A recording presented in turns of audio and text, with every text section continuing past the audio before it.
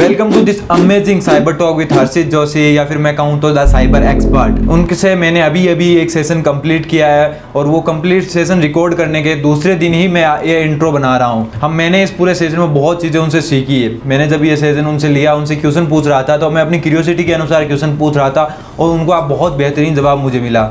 मैंने उनसे जो टेक्निकल नॉलेज लिया तो लिया, बट उनके बहुत सारी चीज़ें और भी एक्सप्लोर की उनसे रिलेटेड। उनकी हम्बलनेस ही उनका इस सक्सेस का कारण है। पेशेंस बहुत ज़्यादा है उनमें। हम जब इस इंटरव्यू के लिए प्रिपेयर कर रहे थे तो बहुत सारी टेक्निकल इश्यूज़ भी आए, लेकिन फिर भी वो लास्ट तक इस चीज़ पे टिके रहे, बिना परेशान हुए, बिना कोई हड़बड़ाहट दिखाया या फिर बिना कोई पेशेंस अपना लूज के। और इसी पेशेंस की वजह से शायद आज वो यहाँ लेवल तक है कि उन्होंने बहुत बड़े 2 साइबर सिक्योरिटी के जो सर्टिफिकेशन है, CEH और OSCP जैसे सर्टिफिकेट उन्होंने निकाल रखे हैं। उनसे इस वीडियो में आप टेक्निकल नॉलेज तो सीखेंगे, बट एक हैकिंग माइंडसेट भी सीखेंगे कि कैसे एक हैकिंग माइंडसेट बिल्ड किया जा सकता है आपके अंदर, जो आपको पूरा लाइफ लॉन्ग जर्नी में काम आएगा अगर आप एथिकल हैकिंग में आना चाहते, साइबर सिक्योरिटी में आना चाहते हैं। तो होप करता हूँ कि ये वीडियो आपको बहुत ज़्यादा पसंद आएगा। पर्सनली मैंने इससे बहुत ज़्यादा नॉलेज गेन किया है और होप करता हूँ कि आप भी बहुत ज़्यादा नॉलेज गेन करेंगे। तो चलिए इस बहुत ही शानदार साइबर टॉक की शुरुआत करते हैं। एक्चुअली अभी हैक हुआ था मेरा इंस्टाग्राम और फेसबुक दोनों हैक हो गया था। अगर आपको नहीं पता, उस पर किसी ने पोस्ट भी कर दिया था और मैं बहुत खुश हुआ था उससे। बच्चा था छोटा सा, लेकिन मैं बहुत खुश हुआ था। OSCP एप्पल है और अपना जो ये PNPT है ये OnePlus है। मेरा शुरू से इंटरेस्ट है सोशल स्टडीज में, फिलॉसफी में, तो मेरा मन था कि मैं शायद सोशल वो जो एग्जाम्स होते हैं ना, UPSC वगैरह है ना, उस टाइप से मैं बैठ जाऊँ। ठीक है, सबसे पहले इसका क्या सीन है, द साइबर एक्सपर्ट की क्या कहानी है? तो अभी तो CTF में तो आप बहुत अच्छा कर रहे हैं, क्या हर्षित को हम बग बाउंटी में भी देखेंगे आने वाले टाइम में? एक अब ऐसा क्वेश्चन है जो हो सकता है आपको मुसीबत में भी डाल दे। आपका पहला इलीगल हैक कौन सा था? तो थैंक यू हर्षित हमारे चैनल पर आने के लिए। First of all thank you. मैं आपको कहता हूँ आपने मेरे को अपने चैनल पे बुलाया। तो चलिए सबसे पहले हम इंट्रो से शुरू करते हैं। वैसे तो आपको बहुत लोग जानते हैं इंडिया में साइबर सिक्योरिटी में, फिर भी आप एक अपना शॉर्ट इंट्रोडक्शन दे दीजिए ताकि जो लोग नहीं जानते हैं वो भी जान ले आपको। Okay, so my name is Harshit Joshi, also known as the cyber expert. मेरा अपना यूट्यूब चैनल है द साइबर एक्सपर्ट नाम से, जहाँ पे मैं रेगुलरली साइबर सिक्योरिटी से रिलेटेड वीडियोस डालता हूँ। और स्टडी की बात करें तो करंटली मैं 3rd ईयर BCA स्टूडेंट हूँ। उसके अलावा साथ ब साथ मैं पढ़ाता हूँ साइबर सिक्योरिटी और पढ़ता भी रहता हूँ खुद साथ ब साथ। और मेरा जो इंटरेस्ट एरिया है वो एक्सप्लॉइट डेवलपमेंट है साइबर सिक्योरिटी में। मेरे को CTF खेलना पसंद है एंड कुछ भी क्यूरियोसिटी से कुछ भी साइबर सिक्योरिटी का सीखना मुझे पसंद आता है। तो आपको कैसा लग रहा है OSCP क्लियर करके? आपने पहले CH क्लियर किया, फिर OSCP, अभी मतलब कुछ टाइम में आपने बहुत सारे सर्टिफिकेशन क्लियर किया। आई थिंक 3 या 4 मंथ के बीच में 2 सर्टिफिकेट, मेजर सर्टिफिकेट क्लियर किया आपने। तो कैसा लग रहा है उनको क्लियर? अभी तो उस समय जब क्लियर करते हैं तो उस समय तो बहुत अच्छी फीलिंग होती है। अब टाइम के साथ आप भूलते जाते हो। ठीक है, वैसे तो ठीक है, काफी प्राउड चीज है कि आप मैंने OSCP निकाल लिया, CH निकाल लिया, पर अब तो ठीक है, बढ़िया लग रहा है। तो चलिए उनकी OSCP और CH की और CTF की तो आगे हम बात करेंगे, लेकिन सबसे पहले इसका क्या सीन है, द साइबर एक्सपर्ट की क्या कहानी है, इस नाम के पीछे की क्या कहानी है? आपने ऐसा नाम क्यों सोचा और उसको रखने के पीछे का क्या कारण था? ओके, द साइबर एक्सपर्ट, मेरा ऐसा कोई रीजन नहीं था द साइबर एक्सपर्ट। तो एक दिन रात के टाइम मुझे याद है 12-1 बज रहे थे, तो तब मुझे लगता है कि अपना चैनल बनाना चाहिए, ऐसे बैठे बैठे कि यूट्यूब चैनल बनाना चाहिए। क्योंकि मैं उससे पहले थोड़ा कन्विंस था, लोगों को मेरे से डाउट्स पूछना पसंद था, मैं आंसर देता था तो लोगों को मतलब सेटिस्फाई आंसर मिलते थे। लोगों को लगता था कि भाई ये क्वेश्चन सॉल्व कर सकता है, ये समझा सकता है अच्छे से। तो मुझे पता चलता गया। तो मैंने एक दिन रात को ऐसे बैठ के सोच रहा था, तो मुझे लगता है कि चलो एक यूट्यूब चैनल खोलते हैं, उस पर साइबर सिक्योरिटी पढ़ाना शुरू करते हैं, फिर देखेंगे लोगों का रिस्पॉन्स अगर अच्छा आएगा चैनल ग्रो कर जाएगा। अब समझ ये नहीं आ रहा था कि नाम क्या रखें। अब टेक्निकल नाम में अगर कुछ रखता, कुछ भी रख सकते थे, बहुत सारे नाम थे। तो दिक्कत ये थी कि वो टेक्निकल नाम कैची नहीं होते। लोगों के मन में एक नाम होना चाहिए जो याद रह जाए। द साइबर एक्सपर्ट एक बहुत कॉमन नाम है, जो जना चाहे साइबर सिक्योरिटी में नहीं भी है, मतलब उसको याद रहने वाला नाम है कि द साइबर एक्सपर्ट की हम बात कर रहे थे, तो वो भूलता नहीं। तो इस चक्कर में द साइबर एक्सपर्ट सही लगा, तो इस चक्कर में चूज कर लिया था। कभी कोई ऐसे नहीं देखता कि द साइबर एक्सपर्ट मतलब घमंड आ गया है कि बहुत अपने आप को एक्सपर्ट मानता है? कैसे अभी कभी कमेंट नहीं आया ऐसा? अभी तक कमेंट नहीं आया, लेकिन मैं खुद से काफी बार सोचता हूँ कि द साइबर एक्सपर्ट एक ऐसा नाम है जो काफी लोगों को ये दिखा सकता है कि मतलब उनको ऐसा फीलिंग आया कि भाई जना कैसा है, अपने आप को एक्सपर्ट बोल रहा है। तो हाँ, लोगों को ऐसे फीलिंग आ सकती है। तो कुछ नहीं कर सकता मैं उस फीलिंग का। अभी तक किसी ने नहीं बोला, क्योंकि लोगों ने बात करी तो लोग कहते कि मतलब ऐसा कुछ नहीं है। बाकी तो ठीक है। हाँ, अब तक तो मतलब बोल देते, अब तो बोल भी नहीं सकते ओबेसिटी आपके पास, तो मतलब एक लेवल तो आ ही गया। लेकिन सबसे पहले एक मतलब मेजोरिटी लोगों के पास ऐसा इशू होता है जब भी वो कॉलेज में आते हैं, क्योंकि कॉलेज में आने के बाद ही लगभग ये चीज़ें एक्सप्लोर करते हैं लोग। तो कॉलेज में आने के बाद आपने मान ली कोडिंग क्यों नहीं चूज की? क्योंकि आज भी हम देखते हैं डेवलपर को बहुत ज़्यादा हाई पैकेज मिलते हैं कंपेरेटिवली। जब भी किसी की प्लेसमेंट लगती है तो हम देखते हैं कि उसका माइक्रोसॉफ्ट में, गूगल में, जबकि ऐसा साइबर सिक्योरिटी में बहुत कम देखने को मिलता है कितने हाई पैकेजेस लगे। इतने अच्छे एग्जाम क्लियर करने के बाद भी इतने हाई पैकेजेस हमारे नहीं लगते हैं। फिर भी आपने हैकिंग में आने का क्या मतलब, क्यों चूज किया आपने हैकिंग, और आपने कोडिंग की तरफ क्यों नहीं गए? देखो इसमें क्या है, पहली बात तो मैंने पहले कोडिंग सीखी थी, फिर मैंने साइबर सिक्योरिटी सीखी। तो मुझे इंट्रोडक्शन था प्रोग्रामिंग का, ठीक है, ऐसा नहीं कि मैंने प्रोग्रामिंग नहीं करी। प्रोग्रामिंग में जो नॉर्मली सब करते हैं यार, मैंने डेटा स्ट्रक्चर्स वगैरह जो डीएस से पढ़ते हैं, उसके अलावा आप वेब डेवलपमेंट पढ़ते हैं, डेस्कटॉप एप्लीकेशन डेवलपमेंट पढ़ते हैं, मोबाइल एप्लीकेशन डेवलपमेंट, मैंने वो सब पढ़ा है, मैंने वो सब करा है। मुझे, और मैं एक्सप्लोर करने वाला आदमी था, तो मैंने सब एक्सप्लोर करा। मैंने वेब डेवलपमेंट पूरा सीखा, backend front end stack development पूरा सीखा मैंने। साइबर सिक्योरिटी मैंने अच्छे से सीखी। फिर मैंने देखा कि मेरा इंटरेस्ट कहाँ बैठ रहा है, मैं कहाँ फिट होता हूँ, किस रोल में मैं अपने आप को फिट देख सकता हूँ फ्यूचर में, जहां मुझे लगे कि हाँ मैं अच्छे से अपना 110% दे सकता हूँ अगर मैं काम करने जाऊंगा। तो वो फील्ड मुझे साइबर सिक्योरिटी लगा। सीखा मैंने सब। मैं हमेशा कहता हूँ एक्सपोजर हर चीज का लो, ठीक है, उसके बाद आप चूज करो कि आपको किस में जाना है। तो मैंने सब चीजों का एक्सपोजर लिया जो एक सॉफ्टवेयर डेवलपर करता है, जो एक प्रोग्रामर करता है, मैंने वो सब चीजें करके देखी। मेरा जो इंटरेस्ट मुझे लगा साइबर सिक्योरिटी में प्रोग्रामिंग भी है, तो आप सॉफ्टवेयर डेवलपर वाला काम भी करते हो, प्रोग्रामिंग भी करते हो, साथ में साथ आपको वो जो कूल हैकिंग वाला होता है ना, वो भी मिल जाता है, तो दोनों काम हो जाते हैं। हाँ, शुरू में तो वो टेक थोड़ा ज़्यादा ही अच्छा लगता है, बाद में पता चलता है कि बहुत मेहनत है इस फील्ड में। लेकिन क्या लगता है आपको, इस टाइप का पे आउट मिल पाएगा हैकर को भी आने वाले टाइम पे, इस लेवल तक का? नहीं यार देखो, मैं अभी भी कहता हूँ ये मिलता है क्यों नहीं मिलता, जो हमारे आप डिपेंड करता है आप किस लेवल पे हो। एक सॉफ्टवेयर इंजीनियर भी अगर आप देखोगे तो सॉफ्टवेयर इंजीनियर हम खाली टारगेट कर रहे होते हैं अमेजॉन, गूगल, एप्पल, लेकिन सॉफ्टवेयर इंजीनियर ऐसे भी जो स्टार्टअप के अंदर है 20-30 हजार रुपए महीना ले रहे हैं, ऐसे भी सॉफ्टवेयर इंजीनियर है। सेम हैकर्स में भी ऐसे हैं, जो अगर अमेजॉन के अंदर कोई साइबर सिक्योरिटी टीम के अंदर होगा, जो उस डिपार्टमेंट के अंदर होगा, उसका पे आउट भी उतना ही होता है एक सॉफ्टवेयर इंजीनियर का जितना है। वो भी 2 लाख रुपए महीना ही ले रहा होगा और इंजीनियर भी 2 लाख रुपए महीना ही ले रहा होगा, दोनों बराबर ले रहे हैं। तो डिपेंड करता है, जितना ग्रो करते जाते हो सॉफ्टवेयर इंजीनियर भी एक बड़े लेवल पे, एक बड़ी पोजीशन में पहुंचता है, ठीक है। और अपना सॉफ्टवेयर, ये जो साइबर सिक्योरिटी वाला, इनका भी अपना हाईएस्ट एक पोजीशन होती है जिसे हम सीसो कहते हैं। कंपनी के अंदर सीसो होता है, CISO, वो हाईएस्ट पोजीशन, तो उसकी भी सैलरी फिर लैक्स में, बहुत लैक्स में होती है। डिपेंड करता है कि आप किस कंपनी में हो, किस पोजीशन पे हो, तो आपकी भी सैलरी कोई अलग नहीं होती साइबर सिक्योरिटी और प्रोग्रामर से। डिपेंड करता है कि आपका एक्सपीरियंस और आपकी नॉलेज कितनी है। हाँ, ऐसा भी हो सकता है, क्योंकि ज्यादा अगर मेजोरिटी लोग डेवलपमेंट में जाते हैं इसलिए ज्यादा रिसोर्सेज उसी के लिए, तो वही दिखाया जाता है कि ज्यादा इसमें है पे आउट, जबकि हो सकता है उसमें भी हो।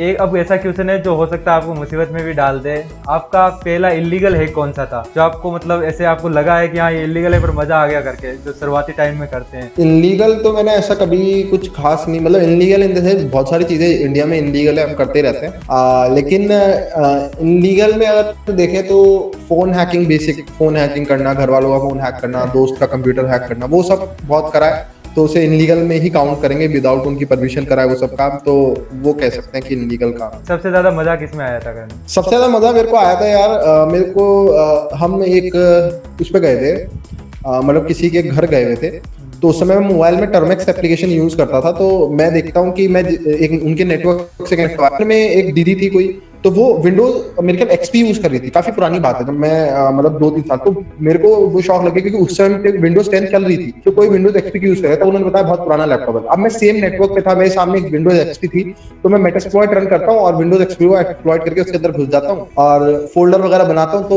वो फोल्डर शुरू हो जाते हैं और पता नहीं क्या क्या करता हूँ उसमें। तब मुझे लगा था कि मतलब वो बड़ी खुशी हुई थी उस समय कि हाँ कुछ करा है। शुरू करते हैं तो मेटास्प्लॉइट ही भगवान होता है लगभग सबका, मुझे भी पता है। जब शुरू मतलब मुझे जिसने बताया था कि हैकिंग में कैसे आना है, वो क्या है, वो मतलब प्रोफेशनली हैकर नहीं थे, वो डेवलपर थे, तो उनको मेटास्प्लॉइट का इनका आइडिया था। वही यही बताते थे कि ये आपका पेलोड रहा, इसे उस फोन में भेजो, फिर भी मलिशियस दिखाए तो भी अलाउ करो। मैं फिर उस टाइम पे सोचता था कि ऐसे कौन अलाउ करेगा, लेकिन उस टाइम पे मजे मजे के लिए कर लेते थे। उसका कैमरा ओपन नहीं है फिर भी हम फोटोज ले पाते हैं, तो वो सब तो मतलब सब शुरू में करते ही है। तो आपने अभी रिसेंटली एक CS भी क्लियर किया है, तो उसका आपके साथ कैसा एक्सपीरियंस रहा? आपने उसको कैसे मतलब आपको कितनी ग्रोथ देखने को मिली अपने आप में उस एग्जाम को देने के बाद, और कैसा फील हो रहा है उसे देने के बाद? सीएच को प्रैक्टिकल दिया था आपने उसके बाद। ओके, सो सीएच बहुत बेसिक एग्जाम है इस फील्ड का, मतलब आपके जो फंडामेंटल्स होते हैं ना इस फील्ड के, उसको क्लियर करने के लिए बना। और अपने जो जो सोचा है उन्होंने पॉइंट ऑफ व्यू कि फंडामेंटल्स वाला एग्जाम है, उस हिसाब से वो बहुत बढ़िया एग्जाम है। जो भी साइबर सिक्योरिटी के फंडामेंटल्स हैं वो सारे प्रैक्टिकली आपसे वहाँ पे अप्लाई करवाए जाते हैं और देखा जाता है कि आप कर सकते हो या नहीं। तो बहुत अच्छा एग्जाम है उस हिसाब से। मेरे अगर पर्टिकुलर बात करूँ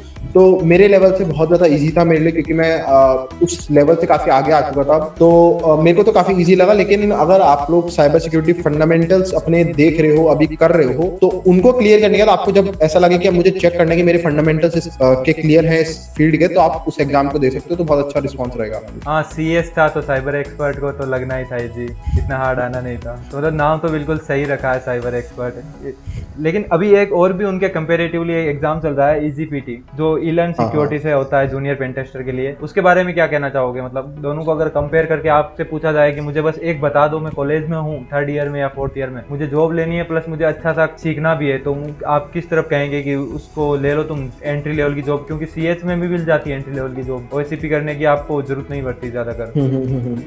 तो आप दोनों में से किसको रिकमेंड करेंगे? मैं रिकमेंड करूंगा सीएच को ईजेपीटी के comparatively. Knowledge wise eJPT, of course eJPT का सिलेबस बड़ा है, ईजेपीटी का जो एग्जाम लेवल है वो आप ऐसा कह सकते हो छोटा ओएससीपी, बहुत छोटा ओएससीपी, लेकिन उसी स्टाइल में आता है। जो स्टाइल है वो सेम रहता है कि आईपी दी जाती है और आईपी को आपको हैक करना होता है, जो बॉक्सेस वाला हम ट्राई में हैक द बॉक्स स्टाइल करते हैं। CH is a different thing.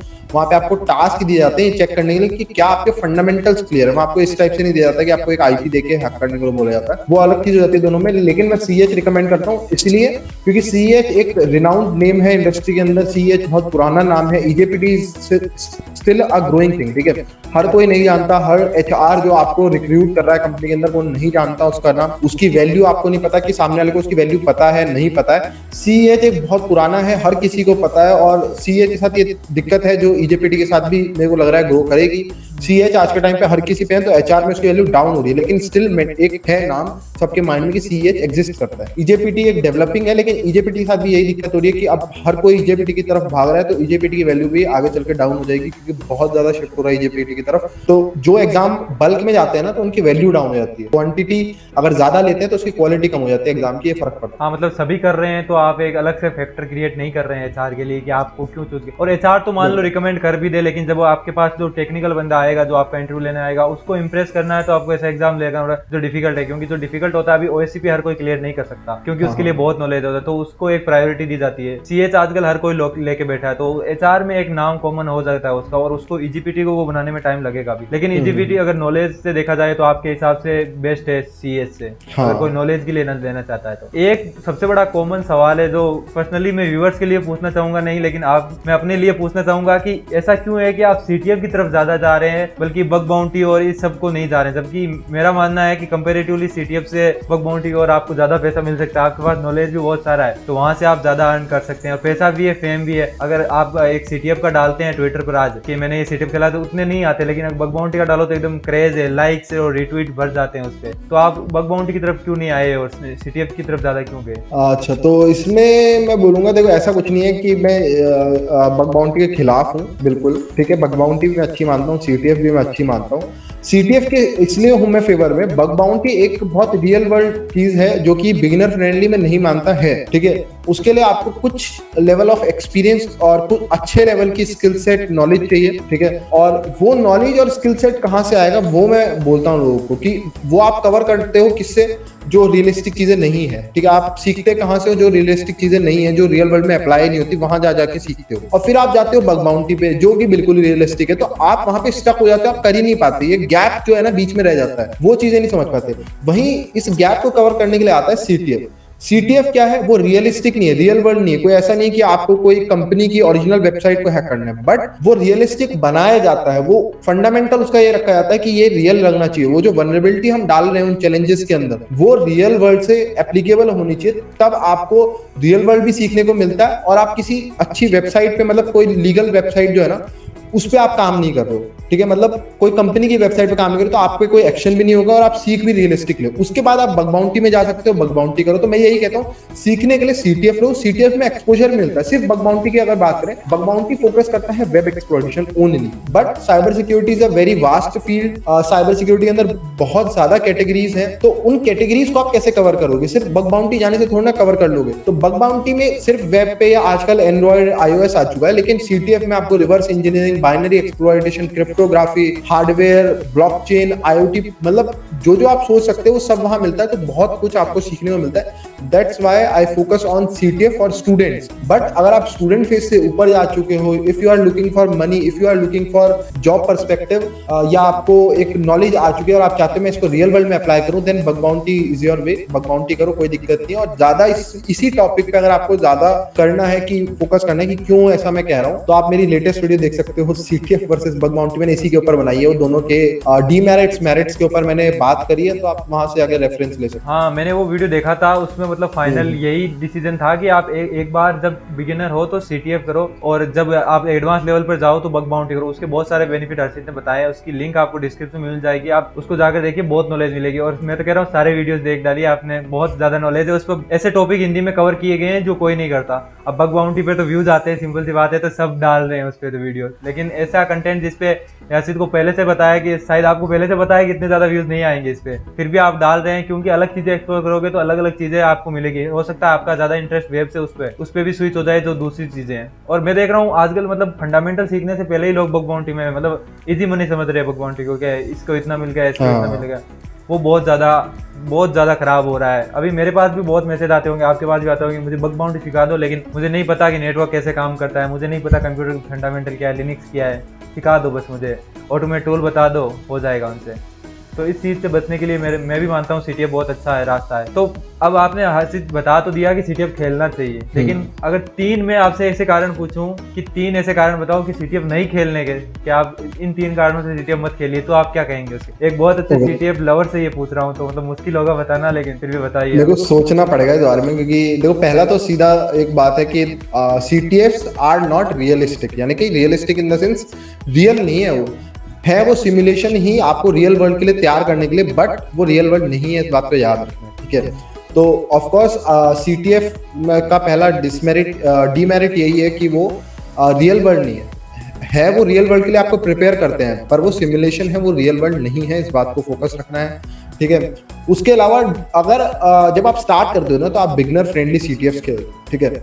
अब बिगनर फ्रेंडली सीटीएफ के साथ दिक्कत ये है कि जो डेवलप कर रहा है उन बिगनर फ्रेंडली सीटीएफ को, वो भी नॉर्मली ज्यादातर मोस्टली बिगनर होते हैं। ये दिक्कत है, क्योंकि जब एक बिगनर डेवलप कर रहा है उन चैलेंजेस को, तो वो जो फंडामेंटल्स है सीटीएफ के, उन पे फोकस नहीं करता। वो कोशिश करता है कि मेरा सीटीएफ अच्छा हो, तो ऐसे चैलेंज देता है जिसमें आदमी का दिमाग उल्टी सीधी जगह पे घूमे। लेकिन हमारे को सीटीएफ में सिखाना होता है कैसे वो रियल वर्ल्ड वल्नरेबिलिटी को एक्सप्लॉइट कर सकता है। तो बिगनर फ्रेंडली सीटीएफ की क्वालिटी गंदी होती है, लेकिन मजबूरी है, एक बिगनर को बिगनर फ्रेंडली सीटीएफ ही खेलना पड़ेगा, है ना। जो अच्छे एडवांस लेवल सीटीएफ होते हैं उनको एडवांस जने बनाते हैं, उनको सब पता है सीटीएफ के बारे में, तो वो कोशिश करते हैं आपको ऐसी नॉलेज दी जाए, आपको रियल वर्ल्ड में अप्लाई करो। जब एक बिगनर एक सीटीएफ को क्रिएट करता है और एक बिगनर ही खेलता है, तो दोनों को ही नॉलेज नहीं है, तो वही दिक्कत आ जाती है। बनाने वाले ने चैलेंजेस गलत बनाए, खेलने वाला उनको गलत तरीके से खेल रहा है, किसी को कोई नॉलेज नहीं मिल रही है, ये सेकंड पॉइंट आता है। तो चूज योर सीटीएफ वाइजली, कहाँ पे खेलना है, कौन सा चैलेंज खेलना है, ये बहुत वाइजली चूज करना है। गलत सीटीएफ में टाइम वेस्ट करके आप अपना बस टाइम, नॉलेज और वेस्ट ही कर रहे हो, और कुछ नहीं हो रहा उसमें, आपको कुछ गेन नहीं हो रहा है। ये सेकंड पॉइंट। और थर्ड पॉइंट हम इसमें अगर देखें और क्या हो सकता है, थर्ड पॉइंट मेरे हिसाब से वो गेसिंग हो सकता है, कि बहुत ज्यादा गेस करना होता है कुछ चीटीएफ में, मतलब ऐसे ही एक रैंडम इमेज दे दी, अब उसमें से वो वही होगा ना। फिर आप वही मैं बोल रहा हूँ कि बिगनर फ्रेंडली जब चैलेंज बनाएगा कोई, जो जना बिगनर है वो चैलेंज बनाएगा ना, तो वो ऐसे चैलेंज बनाता है, वो गैसी चैलेंज होते हैं, उसमें कुछ नॉलेज नहीं मिल रही है, वो बस आपको भटका रहा है इधर से उधर, रैबिट होल डाल के, उससे आपको नॉलेज नहीं मिल रही है। आपके लिए चैलेंज हार्ड हो रहा है, लेकिन नॉलेज कुछ नहीं मिल रही है, बस कभी इधर जा रहे हो गलत रास्ते पे, कभी इधर जा रहे हो, कुछ नया नहीं मिल रहा। और कुछ टाइम पे मैंने भी ये फेस किया है कि रिपीटेटिव ज्यादा हो जाते हैं, मतलब एक ही चीज को हम बार बार दोहरा रहे हैं सीटीएफ में, हमें मजा तो आ रहा है, हमारा डोपामिन तो लेवल हाई हो रहा है कि हाँ मजा आ रहा है, हम CTF कर पा रहे हैं, लेकिन कुछ नया नहीं सीख रहे हैं, वही चीज़ें कर रहे हैं, बस पोर्ट स्कैन किया, SSH मिल गया, उसके पासवर्ड कहीं से हमने डायरेक्टरी ब्रूट फोर्स करके या फिर कैसे भी डायरेक्टरी फजिंग करके निकाल ली और फिर लॉगिन कर दिया और फ्लैग निकाल लिया। तो इसमें मतलब हम कुछ नया नहीं सीखे। तो ऐसे टास्क बार बार किए जा रहे हैं, ऐसे CTF खेलते हैं तो उनमें भी नॉलेज गेन नहीं होता है हमें, एक वो भी बड़ा इशू मिलता है। तो अभी मान लीजिए कोई ऐसा बंदा है जो CTF खेलना चाहता है, तो उसके लिए कोई ऐसी चेकलिस्ट या फिर ऐसा कोई भी रिसोर्स है क्या जिससे वो देख कर टिक कर सके कि हाँ मैंने ये खेल लिया, अब इसके बाद ये थोड़ा हार्ड लेवल का है, उसके बाद ये थोड़ा हार्ड लेवल का है, या फिर कोई ऐसा रिसोर्स जिसमें वो जाके देख सके कि हाँ मुझे CTF ये खेलना चाहिए या नहीं खेलना चाहिए? ऐसी कोई गाइड मैंने अभी तक देखी नहीं है। हालांकि अगर आपके ध्यान में कोई ऐसी गाइड हो जिसमें ये सब बताया गया हो कि CTF कैसे खेलने चाहिए या फिर ये CTF तुम शुरू में बिगिनर से खेल सकते हो, अगर आपके पास ऐसी कोई गाइड है तो। यहाँ पे सबसे पहले आपको ये समझना है कि आपकी नॉलेज कितनी है, उस हिसाब से गाइड बनती है, ठीक है। आपके अगर आपको लगता है कि बेसिक्स क्लियर है, नेटवर्किंग, लिनक्स वगैरह, तो आप स्टार्ट कर दो pico CTF is the best way, ठीक है। स्टार्ट करने के लिए पिको CTF से स्टार्ट करो। पिको CTF में आपको कैटेगरीज मिल जाएंगी, वेब, क्रिप्टोग्राफी, फॉरेंसिक, सब करो, जितना है उसमें सब करो, सब सीखो। फिर वहां से ना आपको समझ आ जाएगा कि मेरा इंटरेस्ट किस में बन पा रहा है, मैं किस चीज को कर पा रहा हूँ, क्योंकि हर कोई हर चीज नहीं कर सकता, ठीक है। कोई भी परफेक्ट नहीं होता कि वो हर चीज कर लेगा। तो शायद आप क्रिप्टोग्राफी के हार्ड वाले कोशिश भी करो करने की, आप पढ़ने की, उनको समझने की, राइट अप पढ़ो, लेकिन वो नहीं कर पाओगे तब भी। तो आप समझ जाओगे कि cryptography is very hard for me, ठीक है। अब जरूरी नहीं कि आप वो नहीं कर पा रहे तो आप फ्यूचर में भी नहीं कर पाओगे, लेकिन आपको एक फीलिंग मिल जाएगी कि मैं नहीं कर सकता, मतलब मेरे से इतनी मैथ नहीं झेलेगी, ऐसा भी हो सकता है ना। या फिर आप रिवर्स इंजीनियरिंग कर पाओ, जो भी आप कर पाओगे वहां से समझ जाओ, सारे चैलेंजेस करो, आपको एक एक्सपोजर मिल जाएगा। फिर वहां से आपको पता चल गया मैं I am good with reverse engineering, then go to ctftime.org। वहां पे आपको हर वीक पे जो है CTFs मिल जाएंगे, ठीक है। उनकी वहां पे पार्टिसिपेट करो, वहां पे अपनी टीम्स बनाओ, डिस्कॉर्ड सर्वर पे जाओ, आपके जैसे बहुत सारे लोग होंगे जो CTF खेल रहे हैं, उनके साथ टीम अप करो, और फिर वहां पे आप अपने उसी कैटेगरी में जो आपने पिको CTF में चूज करी थी उसमें एक्सपर्टीज लेते जाओ, उसमें करते जाओ आप अलग अलग लेवल के, क्योंकि CTF के अंदर 100 पॉइंट्स का भी चैलेंज होता है, 200 पॉइंट्स का भी, 300 पॉइंट्स का भी।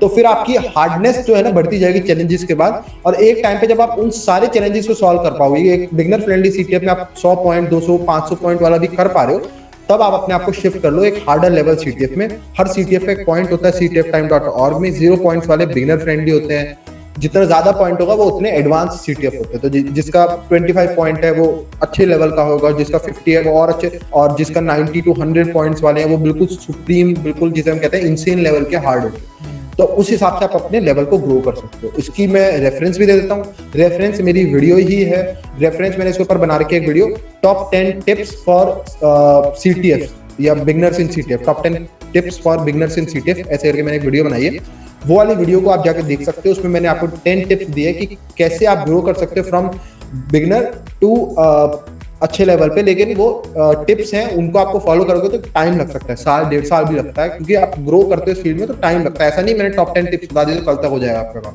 वो टिप्स को फॉलो करने में भी आपको बहुत टाइम लगेगा। हाँ, आपने भी शायद तक आपको 2 साल के आसपास हो गए होंगे CTF खेलते खेलते, काफी टाइम हो गया होगा। तो अभी तो CTF में तो आप बहुत अच्छा कर रहे हैं, क्या हर्षित को हम बग बाउंटी में भी देखेंगे आने वाले टाइम पर? आपको क्या लगता है? मुश्किल है, ठीक है, क्योंकि मैं वेब एक्सप्लॉइटेशन इतना ज्यादा पसंद नहीं करता, ठीक है। मैं CTF भी खेलता हूँ तो मैं अपनी टीम में majorly binary exploitation, exploit development, reverse engineering, ठीक है। ऐसा नहीं कि मैं जानता नहीं, मैंने सब वेब के भी करे हैं, बहुत सारे चैलेंजेस भी करे हैं, लेकिन वेब में मेरा उतना इंटरेस्ट नहीं बन पाता, पता नहीं क्यों। तो वेब में बग बाउंटी में ऐसा हो सकता है शायद आऊं आगे चल के, लेकिन अभी ऐसा कुछ फ्यूचर प्लान्स नहीं है कि मैं बग बाउंटी में जाऊंगा। Still focusing on CTF and अब देखते हैं क्या जाता है फिर आगे। चलो आओ ना आओ, आप तो अच्छा कर ही रहे हो, मतलब आओगे तो भी अच्छा करोगे और CTF में तो कर ही रहे हो। तो अब सबसे इंटरेस्टिंग सवाल है जो आपकी OSAP जर्नी के लिए है और जो आपके लिए सबसे ज़्यादा मतलब मेन मुद्दा बना हुआ है वीडियोज़ का भी। आपने बहुत सारे इंटरव्यू इससे रिलेटेड दिए भी होंगे, लेकिन आप उसके बारे में कुछ अगर शेयर करना चाहें कि आपकी प्रिपरेशन शुरू से लेकर एंड तक कोई मेजर पॉइंट शेयर करने चाहें जिसमें आपने क्या क्या किया था, तो आप वो बताएं तो बहुत अच्छा होगा। ओके, सो OSCP की जर्नी काफी लंबी जर्नी है वो तो। इसको शॉर्ट में अगर मैं आपको समराइज करके बताऊंगा, देखो OSCP के लिए मैं सबसे पहले बोलता हूँ कि OSCP देखो, आपको खुद को अपना लेवल पता होना चाहिए अगर आप OSCP देने जा रहे हो। OSCP के लिए एक लेवल में आपको बोल दूं कि अच्छे लेवल में होनी चाहिए आपकी नॉलेज, कि आपको पता हो कि दूसरे आप अपनी नॉलेज आप ना एक कैसे पता लगाओगे। एक तो सेल्फ कॉन्फिडेंस आ जाता है आपके अंदर कि हाँ मेरे को इतनी नॉलेज है कि मैं इस एग्जाम को निकाल सकता हूँ। OSCP का नाम क्योंकि मार्केट में इतना है कि सबको पता है कि उसका लेवल क्या, हर कोई बताता है कि वो एडवांस लेवल का, तो आपको खुद एक फीलिंग आ जाएगी कि सिलेबस देखने यार कि मैं इसको निकाल सकता हूँ या नहीं। उसके अलावा आपको दूसरों से भी पता चल जाएगा आपको कितनी नॉलेज है, ठीक है। दूसरे आपको बताते रहते हैं कि भाई मेरे को आपका समझ आ रहा है, आपको बढ़िया नॉलेज है, ओएससीपी निकालो। मतलब एक, मैं वो नहीं कह रहा हूँ कि दूसरों पे डिपेंडेंट हो अपनी नॉलेज जानने के लिए, लेकिन एक फीलिंग आपके अंदर आ जाएगी दूसरों को सुनने का कि हाँ शायद मेरे अंदर वो नॉलेज है, दूसरे जान पा रहे हैं, शायद मेरे में इतना कॉन्फिडेंस नहीं, लेकिन दूसरे समझ पा रहे हैं कि मेरे को वो नॉलेज है। इसी चक्कर में मैंने भी ओएससीपी दिया था, क्योंकि मैं जब बता रहा था ना कि मेरे प्लान है ओएससीपी के लिए जिसको भी, तो सारे कह रहे थे कि मतलब जिन्होंने दिया भी है वो भी ये कह रहे थे कि हमारे को पता है तेरे लेवल ऑफ नॉलेज कितना है, तू आराम से निकाल दे, कोई इतना हार्ड नहीं होगा तेरे लिए। सबने कहा, और मेरे को भी एक सेल्फ कॉन्फिडेंस था मेरे ऊपर कि हाँ मैं एग्जाम को, अगर मैं सही में अपना 110% दूंगा तो मैं उस एग्जाम को निकाल दूंगा, मुझे पता था। तो मैं वही कहता हूँ, आप अपना लेवल जज करो क्या है, उसके बाद उस एग्जाम को दो। एग्जाम की जर्नी अगर मैं अपनी बताऊं थोड़ा सा, तो मेरा ये था कि 3 महीने की मैंने प्रिपरेशन करी, ठीक है। 2 महीने की उनकी जो लैब्स होती है, प्लस 1 महीने मेरी खुद की मेहनत थी, ठीक है। 1 महीने में hack the box, try hack में, इन प्लेटफॉर्म्स पे मैंने प्रैक्टिस करी। 2 महीने उनकी जो लैब्स मिलती है वो, उनमें से मैंने 1 ही महीना उनकी लैब्स पे प्रैक्टिस करी, बाकी दिन मैंने दोबारा बाहर से ही प्रैक्टिस करी, हैक द बॉक्स वगैरह को और कंटिन्यू कर लिया था। तो 3 मंथ्स की प्रिपरेशन में मैंने ओएससीपी दिया। उसके बाद ओएससीपी वाले दिन जब मैंने पेपर दिया तो शुरू में एक्टिव डायरेक्टरी हो जाती है मेरी, आसानी से निकाल देता हूँ मैं एक्टिव डायरेक्टरी वाला पार्ट, ठीक है। तो 40 पॉइंट्स मेरे हाथ में आ जाते हैं। उसके बाद एक मशीन, जब दिन के खाने का टाइम होता है, मैं सुबह लगभग 8 बजे स्टार्ट कर रहा था और 12 बजे तक मुझे याद है, 12 बजे 4 घंटे के अंदर मैंने एक्टिव डायरेक्टरी निकाल दिया। 40 पॉइंट्स आ गए, 70 पास होने के लिए चाहिए होते हैं। उसके बाद जब दिन के खाने का टाइम हुआ 2-2:30 बजे, तब तक मैं एक और फुल मशीन एक्सप्लॉइट कर चुका था, तो मेरे 20 और आ गए, मेरे पे 60 पॉइंट्स इन हैंड हो गए थे। उसके बाद मैं खाने जाता हूँ, अब 60 हो गए थे, मुझे पता था 10 चाहिए पास होने के लिए। और अभी मतलब कितने घंटे हुए आप खुद देखो कि अभी कितने घंटे हुए, सुबह 8 बजे से 2 बजे अगर आप लगाओगे तो 4 और 2 6 घंटे हुए, है ना। तो 6 घंटे में मैं 60 पॉइंट्स ले चुका था। तो मैंने कहा ठीक है अब खाना जाते हैं। वहां पे फिर मैं सो गया 2 घंटे, मेरे को कोई दिक्कत नहीं थी, क्योंकि लोग मना करते कि रात को मत सो, मैं रात में भी सोया, दिन में भी सोया। तो मैंने उसके सो के एग्जाम दे रहे थे, मतलब इतना फ्री कौन रहता है, नींद में मैं रिलैक्स करना रहा था अपने माइंड को कि ठीक है यार, मैं ना प्रेशर नहीं लेना चाह रहा था, ठीक है। मेरे को भी प्रेशर, मेरे को भी पता था अंदर, मेरे भी प्रेशर था कि फेल हो गए तो क्या हुआ, लेकिन मैं अपने मन को ये याद दिलाया जा रहा था कि 70 पास होने के लिए चाहिए, मेरे पास 60 पॉइंट है, 10 पॉइंट्स चाहिए, बहुत पूरा दिन पड़ा है, आराम से कर लेंगे। इस रिलैक्स में मैं सो गया, क्योंकि मैं नहीं चाहता था अपने आप को प्रेशर दूं, मैं बार बार प्रेशर देके काम खराब होता। तो मैं रिलैक्स होने के लिए सो गया। सो के 2 घंटे बाद उठाऊं, उसके बाद मैं एक और मशीन को उठते साथ ही 1-2 घंटे के अंदर में इनिशियल एक्सेस लेता हूँ, 10 पॉइंट आ गए, 70 डन। फिर रात के खाने तक मैं उसमें प्रिप्रेस भी कर लेता हूँ, 80 पॉइंट्स डन हो गए रात के खाने तक। अब एक मशीन बचती है और मैं पास हो चुका हूँ, एक मशीन बचती है और मैं सारे सॉल्व कर दूँ। रात का खाना खाता हूँ, वो मशीन भी सॉल्व हो जाती है, एंड मैं उसके बाद भी रात को भी अपना थोड़ा चमक करके जितने स्क्रीनशॉट वगैरह लेके और सो जाता हूँ। उसके बाद सुबह उठ के फिर रिपोर्ट मेकिंग में लग जाता है। तो मेरे लिए वो एग्जाम उतना हार्ड नहीं था, वो इसीलिए कह रहा हूँ क्योंकि मेरे जो स्किल सेट थी, मैंने अपने आप को इतना प्रिपेयर कर लिया था, वो with the help of CTS में बता रहा हूँ। तो सीटीएस ने मेरे को इतना प्रिपेयर कर दिया था कि वो एग्जाम मेरे को इजी लगा। तो आप लोग भी अपनी जर्नी इससे फॉलो करके बना सकते हो। मैं एग्जैक्ट नहीं कह सकता कि आप पास ही कर लोगे सीटीएस करोगे, लेकिन हाँ ऐसा हो सकता है कि आप पास कर लो। मेरे लिए काम करा, शायद आप लिए भी कर जाएगा। तो सीटीएस में मेरे को इतना एडवांस बना दिया था कि ओएससीपी मुझे काफी इजी लगा उस कंपेयर में, तो आराम से निकल गया मेरा सीटीएस। मतलब ओएससीपी भी इजी लग रहा है आपको, मतलब द साइबर एक्सपर्ट नाम गलत नहीं रखा आपका। मतलब सही है, अब तो कोई उठा भी नहीं सकता आप पे ऑब्जेक्शन ये वीडियो देखने के बाद कि ओएससीपी इजी लग रहा है, फिर द साइबर एक्सपर्ट कहने के लायक हो आप सच में। तो अभी एक बहुत बड़ा मुद्दा चल रहा है ओएससीपी से रिलेटेड कि उसने बहुत टाइम पीरियड बढ़ा दिया है अपना, कि आप 90 डेज की साइड तक लेब ले सकते हैं, आप 30-60 का उन्होंने हटा दिया है। जबकि पीएनपीटी है वो अपना इस रोल में आने की कोशिश कर रहा है, ओएससीपी को ओवरटेक करने की कोशिश कर रहा है।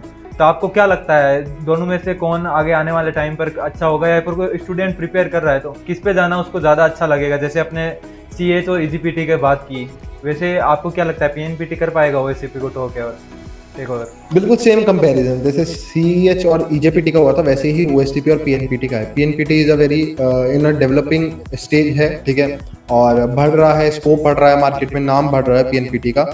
और ओएससीपी सेम, दोनों सिमिलर लेवल के एग्जाम्स है, दोनों का सेम गोल है, आईपी दी जाती है, हैक करना, उसी टाइप के एग्जाम है दोनों। बट वही फर्क पड़ता है कि OSCP is already a renowned name, सबको पता है। जब आप जॉब लेने जा रहे हो कि ओएससीपी है इस पे, तो ऑफ कोर्स आपकी इमेज में बहुत वैल्यू बढ़ जाती है, ठीक है। तो ओएससीपी और पीएनपीटी, बहुत लोगों को अभी भी नहीं पता पीएनपीटी है क्या एचआरस में, क्योंकि एचआरस देखो एचआरस क्या है, जो हमारे को इंटरव्यू ले रहे हैं वो जरूरी नहीं है कि वो हमारी ही स्टेज के हों। वो ऐसे हो सकता है जिनको इंडस्ट्री में 20 साल का एक्सपीरियंस हो, 18 साल का एक्सपीरियंस हो, और वो इतने ज्यादा इन चीजों में फोकस नहीं करेंगे कौन से नए सर्टिफिकेट आ रहे हैं, ठीक है, उन पे और भी बहुत काम है। हम लोग इन चीजों में रहते हैं कि ट्वीट आ रहा है कि अच्छा पीएनपीटी ये हो रहा है, ये ले रहा है, वो कर रहा है। तो पीएनपीटी भी नॉलेज वाइज अच्छा है, ओएससीपी भी नॉलेज वाइज अच्छा है, लेकिन वही है कि ओएससीपी इतने लोग लेते जा रहे हैं, ठीक है, तो वही होगा एक टाइम के बाद आके मुझे लगेगा कि ओएससीपी का अभी ग्राफ बढ़ रहा है, लेकिन वो स्लो हो गया है बढ़ना। इतने टाइम से वो बढ़ रहा था क्योंकि वो उस चीज में अकेला था, कोई कॉम्पिटिटर था ही। अब पीएनपीटी आया है तो मेरे को ये लगता है कि ओएससीपी का ग्राफ आगे जाके डाउनफॉल आएगा, ओएससीपी के ग्राफ में उसकी वैल्यू कम होनी शुरू होगी, मार्केट में उसका नाम कम शुरू होगा।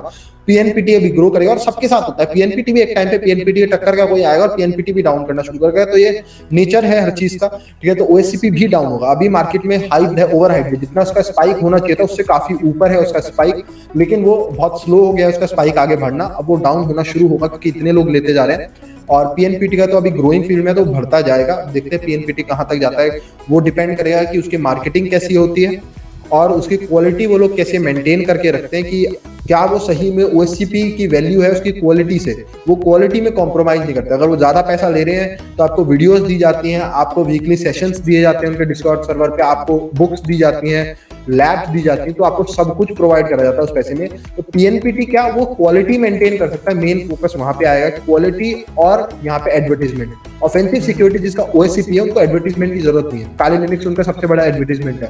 हर हैकर आज के टाइम काली लिनक्स यूज कर रहा है, उसके नाम सामने आता है ऑफेंसिव सिक्योरिटी, वो ब्रांड उसके नाम में छपी हुई है और ओएससीपी उनका है, तो उनको पता है कि इस ब्रांड की वैल्यू है ऑफेंसिव सिक्योरिटी की, तो कोई दिक्कत नहीं है। पीएनपीटी को अपनी ब्रांड बनानी पड़ेगी। उसका एक फायदा है पीएनपीटी की जो सोशल हैंडल्स हैं वो फेमस रहेंगे क्योंकि द साइबर मेंटोर का है, जिनके अपने ही इतने सोशल मीडिया हैंडल पे फॉलोअर्स है, तो वो फायदा है। उसके अलावा भी उनको बहुत एडवर्टाइजमेंट मार्केटिंग में फोकस मारना पड़ेगा, तब वो आगे चलेगा। हाँ, मार्केटिंग में वो बहुत काम कर रहे हैं और शायद तक पैसा एक बहुत बड़ा फैक्टर बन सकता है उसके लिए, क्योंकि वो अभी भी बहुत कम पे कर रहे हैं, पे आउट ले रहे हैं कंपेरेटिव। नहीं, ये मेरे को यहीं पे एक दिक्कत भी लगी है पीएनपीटी के साथ, पैसा कम है, ये सबसे बड़ी दिक्कत है उसकी। पैसा कम है, ज्यादा लोग लेंगे, वही होता है कि अगर क्वांटिटी ज्यादा है उस सर्टिफिकेट की लोगों के पास, तो उसकी क्वालिटी फिर उतनी मैटर नहीं करती, लोग उसकी बुराई करना शुरू करेंगे, तो इस पे भी है, इस पे भी है, हर चलते फिरते पीएनपीटी है, लोग पूछते नहीं। ओएससीपी की वैल्यू क्यों है, इतना महंगा कर रखा है वो सर्टिफिकेट कि हर कोई नहीं खरीद सकता, है ना। 10 लोग सपने देखते तो उन 10 में से एक ही ले पाता है ओएससीपी को। ऐसा नहीं कि उन 10 के पास नॉलेज नहीं है, उन 10 के पास बाकी 9 के पास नॉलेज है, पैसा नहीं है उनके पास, यहाँ फर्क पड़ता है। तो इसीलिए ब्रांड वैल्यू बनी हुई कि ओएससीपी को जिसने कर लिया, यानी कि भाई पे पैसा भी है और नॉलेज भी है, समझ रहे हो, वो फर्क पड़ता है। तो मेंटेलिटी का गेम है सारा यहाँ पे। पीएनपीटी अपने आप को सस्ता कर रहा है, लेकिन वही है कि एक मेंटेलिटी ह्यूमन माइंड के अंदर होती है। चीपर प्रोडक्ट जो होते हैं ना, वो हम लोग पसंद नहीं करते, हम चाहते हैं कि हम महंगा लें ताकि लोगों को शो ऑफ तो कर पाए। ओएससीपी लोगों को शो ऑफ करने के लिए भी बहुत ज्यादा है, पैसा लोगों को दिखाएंगे कि हमने इतना पैसा लगाया है। ओएससीपी जब शेयर करते हैं, समझ रहे हो बात को क्या कह रहा हूँ। आपने शो ऑफ करने के लिए किया था या फिर नॉलेज के लिए? सही बताऊं तो नॉलेज की, मेरे को ऐसा कभी नहीं कहता कि नॉलेज के लिए मैं कोई सर्टिफिकेट करता हूं। मैं दूसरों को भी नॉलेज कभी सर्टिफिकेशन के हिसाब से जज नहीं करना चाहिए। देखो ठीक है, मैं मानता हूं खुद मैं भी प्रिविलेज हूं कि अगर मैं वो कर पा रहा हूं, इतने पैसे लगा पा रहा हूं, हर कोई नहीं अफोर्ड कर सकता। और बहुत सारी ऐसी चीजें जो मेरे पे हैं और थैंकफुल भी मैं उनका, क्योंकि वो बहुत लोग नहीं अफोर्ड कर पाएंगे। मैं एक लैपटॉप कर पा रहा हूँ, लोग वो भी नहीं खरीद सकते, ठीक है। बहुत सारे ऐसे लोग हैं और जो आना चाहते हैं, जो सही में साइबर सिक्योरिटी में नॉलेज रखते हैं, पढ़ना भी चाहते हैं, तो बहुत सारे ऐसे हैं। तो मैंने कह सकते हो एक तरह से मेरे को बेनिफिट था उसका शो ऑफ में भी। साइबर मेरे को यूट्यूब में बहुत बेनिफिट था, मुझे पता था उसकी यूट्यूब वाली वीडियो बहुत पीक पे जाएगी, हिट करेगी। इंडस्ट्री में एक नेम होता है आपका, लोग आपके पास आते हैं। अब जैसे इंटरव्यू स्टार्ट हुए, ओएससीपी के बाद इंटरव्यू स्टार्ट हुए ना, तो वो फेम मेरे को दिलाया जा रहा है ओएससीपी की मदद से, ठीक है। ओएससीपी मेरे लिए एक प्लेटफॉर्म का काम कर रहा है जिसकी मदद से मैं ये कर पा रहा हूँ। तो ऑफ कोर्स वो बेनिफिट देता है। नॉलेज मिली है मेरे को, ऐसा नहीं कहूंगा। मेरे को ऐसा लगता था मेरे को उससे कोई नॉलेज नहीं मिलेगी, लेकिन मैंने जब उसकी प्रिपरेशन करी तो बहुत सारे टॉपिक्स ऐसे थे जो मेरे को नए जानने को मिले हैं, नए पढ़ने को मिले। लेकिन ओएससीपी ने और भी बहुत काम करे। हाँ, वही बात है, अगर कोई चीज़ सर्टिफिकेट ज़्यादा आ जाते हैं तो वो ऐसे ही हो जाएगा जैसे इंडिया में इंजीनियर है, आज जहाँ पत्थर फेंको इंजीनियर मिल जाता है इंडिया में, तो उसकी वैल्यू नहीं। तो ये सर्टिफिकेट सपना बेचते हैं। जैसे आज एप्पल को कोई ब्रांडिंग की जरूरत नहीं होती है, क्योंकि जो लाता है वो अपने आप दिखाता है यूट्यूब पर, कोई प्रमोशन की जरूरत नहीं है। वैसे ओएससीपी एप्पल है और अपना जो ये पीएनपीटी है ये OnePlus है। यहाँ अंतर आ रहा है, दोनों ने महंगे कर रखे हैं, लेकिन पीएनपीटी उतना महंगा नहीं है।